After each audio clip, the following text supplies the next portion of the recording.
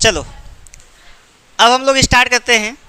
तो हम उम्मीद करते हैं कि आप लोग ठीक ठाक होंगे, अच्छे होंगे, है ना। आप लोग की पढ़ाई भी बहुत ज़बरदस्त तरीके से चल रही होगी, है ना। मुझे पता है कि आप लोग पढ़ नहीं रहे होंगे घर पे, ठीक है। मुझे अच्छी तरह से पता है, क्योंकि ये जो जून का महीना है, मई का महीना है, इसमें सिर्फ सोना सोना सोना सोना सोना।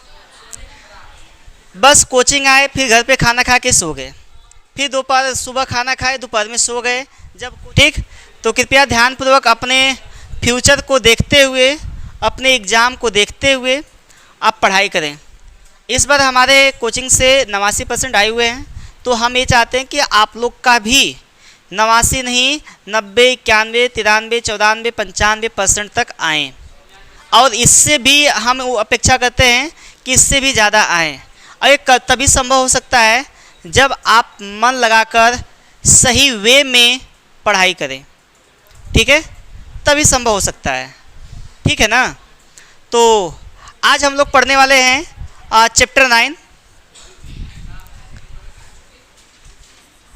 जो एक्सरसाइज है आप कह सकते हैं ये चैप्टर 9 है, आपका चैप्टर 9 है, इसके बारे में हम लोग को पढ़ना है। चैप्टर 9 में क्या है, त्रिकोणमिति के कुछ अनुप्रयोग हैं।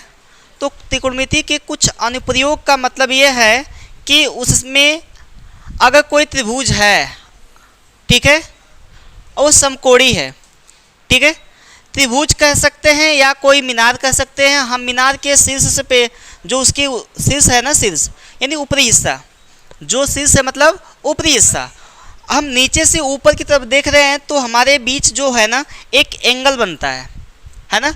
और यहाँ से जो मीनार होगी कुछ उसकी हाइट, उसकी कुछ क्या होंगी, डिस्टेंस होंगी। जो मीनार होगी उसकी क्या होगी, कुछ डिस्टेंस होगी, और मीनार की कुछ हाइट होगी। अगर मुझे डिस्टेंस पता है, अगर यहाँ से उस मीनार की डिस्टेंस पता है तो हम बड़े इजी तरीके से हाइट निकाल सकते हैं। अगर मुझे हाइट पता है तो बड़े इजी तरीके से हम उसकी डिस्टेंस निकाल सकते हैं कि उस जगह से जो व्यक्ति खड़ा है उसको देख रहा है तो मीनार से उसके बीच की दूरी कितनी है, बड़े इजी तरीके से निकाल सकते हैं, ठीक है। और अगर कोई व्यक्ति पतंग उड़ा रहा है तो पतंग उड़ाता है तो क्या आपकी पतंग सीधे सीधे उड़ती है क्या, एकदम 90 अंश पे? नहीं ना। आपकी पतंग कुछ इस प्रकार से उड़ेगी। मान लीजिए पतंग यहाँ पे है आपकी, मान लीजिए पतंग यहाँ पर है। अब यहाँ से आप उड़ा रहे हैं पतंग इस प्रकार से, तो जो पतंग उड़ाए हैं तो आप कुछ कल्पना किए हैं बचपन में कि अगर हम पतंग उड़ा दें तो कितने डिग्री का कोण बन रहा होगा? नहीं, कल्पना नहीं किए होंगे।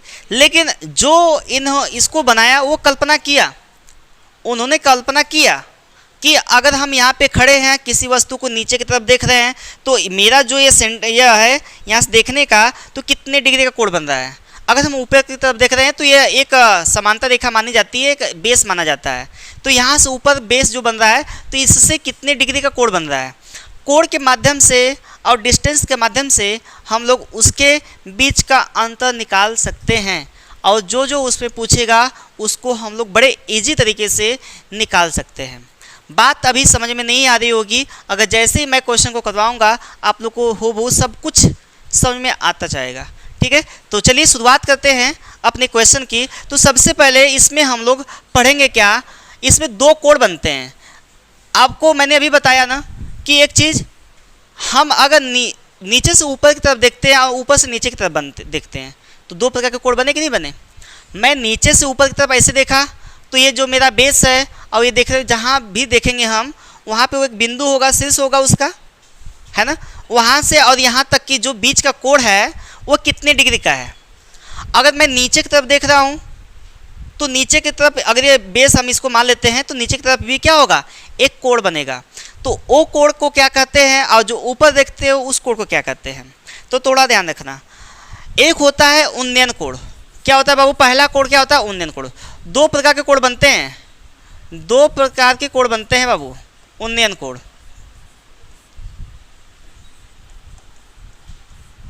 एक होता है अवनमन कोण,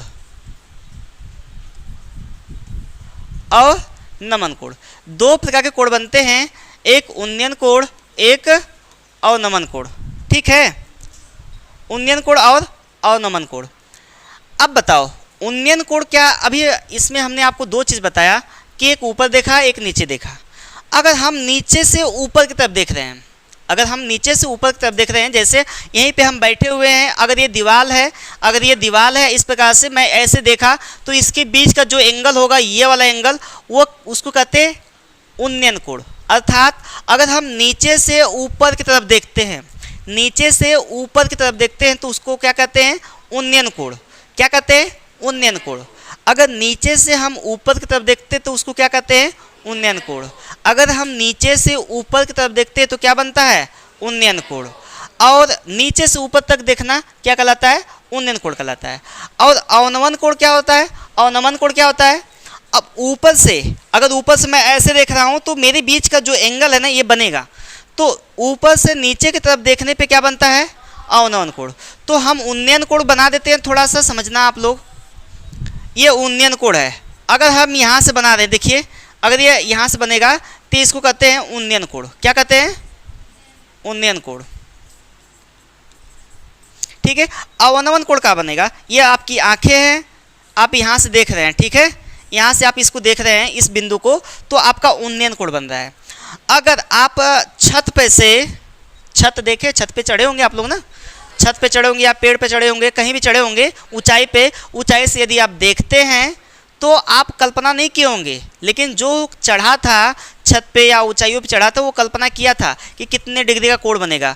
और कोण के माध्यम से हम लोग इस चीज़ों को बड़े ईजी तरीके से निकाल सकते हैं।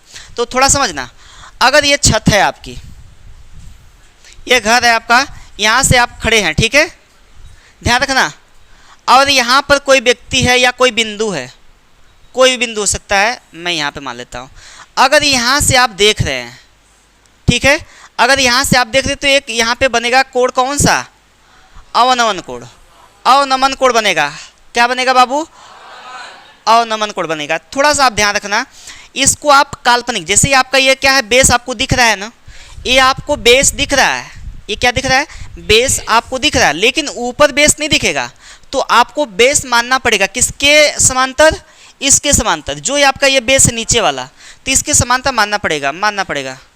और आप पिछली कक्षा में क्लास 9th में पढ़े थे कि अगर दो समांतर रेखा को एक तिर्यक रेखा काटती है तो उसके एकांतर कोण बराबर होते हैं। तो एक बात बताओ बाबू, जो इसके बीच का कोण बनाएगा, ये वाला कोणवा और ये वाला कोणवा आपस में बराबर होगा कि नहीं, बताओ मुझे, यह कोण और यह कोण आपस में बराबर होगा कि नहीं। तो यह कोण अगर थीटा बना है बाबू, तो ये भी कोण क्या बन जाएगा, थीटा बन जाएगा। तो इसको हम लोग अवनमन कोण मानेंगे, अवनमन कोण तो बनता है, लेकिन उसको उन्नयन कोण बनाकर हम लोग क्या करेंगे, सॉल्व करेंगे। इसको हाइट मानेंगे और इसको बेस, आपको कुछ भी मान सकते हैं। और अगर इसमें और इसमें संबंध है, ध्यान रखना आप लोग, अगर ये लंब है ना आपका, ये आपका लंब है ना, ये आधार है ना, तो आधार और लंब में किसका रिलेशन होता है, टेन का होता है और कॉट का होता है। तो या आप तो कॉट लगाएं या आप तो टेन लगाएं, या आप तो कॉट लगाएं या तो आप टेन लगाएं। अगर बाबू ध्यान रखना थोड़ा सा, अगर यह एक त्रिभुज है, ठीक है, अगर इसमें इसका ये कर्ण है आपका ना, हाइपोटेनस यानी कर्ण है, और ये क्या है, आधार है। जब आधार और कर्ण में रिलेशन होगा, अगर आधार दिया रहेगा कर्ण पूछता है या कर्ण दिया रहेगा आधार पूछता है, तो कौन सा लगेगा यहाँ पर, कॉस लगेगा या सेक लगाएंगे, कॉस या सेक। अगर बाबू यहाँ पर अभी हम क्वेश्चन जब सॉल्व कराएंगे तो आपको बड़े इजी तरीके से सब कुछ समझ में आने लगेगा। अगर यहाँ लंब में और ये कर्ण है आपका, इन दोनों में रिलेशन है, तो कौन सा लगेगा यहाँ पे, साइन लगा सकते या कोसेक लगा सकते। क्या इतनी सी बात आपको समझ में आई, अरे समझ में आई कि नहीं, ठीक है। तो इसका पहला जो क्वेश्चन है, मैं एक आपकी उदाहरण का एक छोटा सा क्वेश्चन लेता हूँ और मैं उसको बोलता हूँ और पढ़ता हूँ, पढ़ के फिर उसको सॉल्व करता हूँ, ठीक है। आपकी किताब का उदाहरण है, उदाहरण नंबर 1 है, उदाहरण नंबर 1 है। तो लिखा हुआ है कि धरती पर एक मीनार ऊर्ध्वाधर खड़ी हुई है। सीधे सीधे इसको समझिए, मीनार है, समझ जाएंगे ना, ये मीनार है आपकी, ठीक है, ध्यान पूर्वक समझना। ये मीनार है। अब उसके बाद बोला है धरती के एक बिंदु से, ये धरती है, ये आपकी धरती है, धरती के एक बिंदु से मान लेते हैं यहाँ पर, धरती के एक बिंदु से अगर इसमें आप डायग्राम बना लिए तो आपका क्वेश्चन आधा से ज़्यादा सॉल्व हो जाता है। बस आपको सॉल्व करने की आवश्यकता होती है। बस इसमें डायग्राम का खेल है। अगर डायग्राम बन गया जहाँ, वहाँ काफ़ी चीज़ें आसान हो जाएंगी। तो सबसे पहले हमको क्या करना है बाबू, डायग्राम बनाने का प्रयास करना है। तो थोड़ा समझना, ये बोला है एक मीनार है और ज़मीन से यानी भूमि से या धरती से एक बिंदु पर, देखिए इसमें बोला है धरती के एक बिंदु से जो मीनार के पाद बिंदु से, मीनार के पाद बिंदु क्या होता है, मीनार का पाद बिंदु मतलब ये वाला बिंदु, निचला वाला हिस्सा। पाद बिंदु मतलब निचला हिस्सा, निचला वाला, एकदम निचला वाला हिस्सा। पाद बिंदु मतलब निचला वाला हिस्सा, मीनार का पाद बिंदु मतलब निचला वाला हिस्सा, ठीक है। पाद बिंदु से 15 मीटर दूरी पे है। कितना मीटर दूरी पे बाबू, 15 मीटर दूरी पे है, ठीक है।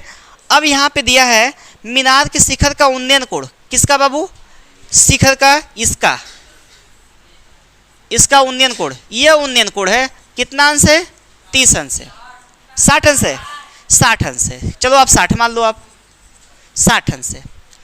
तो मीनार की ऊंचाई ज्ञात करना है। देखो ये काफ़ी इजी हो गया है। तो इसकी ऊंचाई ज्ञात करना है, किसकी ऊंचाई, मीनार की। अब बताइए, अभी हमने आपको बताया कि इसमें किसका किसका रिलेशन है, ये आधार है या लंब है, ये आधार है या लंब है। आधार और लंब किस में संबंध होता है, टेन थीटा में होता है। किस में होता है, टेन थीटा में होता है। तो इसको मान लो बाबू ए, इसको मान लो बी, इसको मान लो सी, मान सकते हो। तो लिखोगे यहाँ पे टेन थीटा लेने पर, तो थीटा का मान क्या है, देखो टेन थीटा बराबर क्या होगा, लंब बटा आधार। तो इसमें लंब क्या है आपका, ए सी, बताओ, और आधार क्या है, बी सी। यही है क्या, यही है क्या। अब उसके बाद बाबू यहाँ पर ध्यान रखना, थीटा का मान क्या दिया है आपका, 60 अंश। तो बताओ 10 60 अंश लिखेंगे कि नहीं, बताओ 10 60 अंश लिखेंगे कि नहीं, लिखेंगे। और AC आपका क्या है, एच माने आप, तो एच मान लो। आप यहाँ पे लिखोगे माना ऊंचाई x सेंटीमीटर या h मीटर, मीटर में दिया होगा तो मीटर में, और इसमें दिया होगा तो लिखना है, ठीक है। ये 90 अंश का कोण बनाता है। अब देखो आधार क्या है, 15 मीटर। बताओ अब 10 60 अंश का मान आप लोग को पता होगा कितना होता है, कड़ी में 3 होता है। अगर नहीं पता है तो मेरी पहले जो सेकंड वीडियो है उसमें आप लोग देख सकते हैं, ठीक है। तो यहाँ 10 60 अंश का मान है, मैंने निकालने का तरीका भी बता दिया आप लोग को कैसे निकाला जाएगा इजी वे से, और याद करने का भी तरीका मैंने बताया। तो यहाँ 10 60 अंश का मान क्या होगा, कड़ी में 3 बराबर h बटा 15। तो क्रॉस मल्टीप्लाई करा दे क्या बाबू, तो कितना हो जाएगा, 15 कड़ी में 3 बराबर h। बताओ इजी है कि नहीं, ये इसकी जो हाइट है ना, तो 15 कड़ी में 3 आ गई। बताओ कर पाओगे कि नहीं कर पाओगे, इजी है कि नहीं है। तो जैसे बोलेगा वैसे हम लोग को कर देना है। बताओ कोई डाउट है बाबू।